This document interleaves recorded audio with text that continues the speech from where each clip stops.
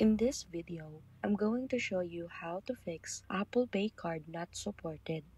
First, confirm that your bank or card issuer supports Apple Pay and that your specific card type, such as debit, credit, or prepaid, is eligible since not all cards supported, even if the bank is. Next, make sure your device is updated to the latest iOS or watchOS version and that you're signed in to the correct Apple ID with iCloud enabled for wallet, as system or account issues can sometimes trigger this message. Then, double check that you're entering the card details correctly and that the card is active and not expired or replaced. If your bank does support Apple Pay but the card still shows as not supported, contact your card issuer to ask if the cards needs to be enabled for Apple Pay or if there are any restrictions on your account. In some cases, the bank may need to reissue the card or provide an alternative supported card. So that's it.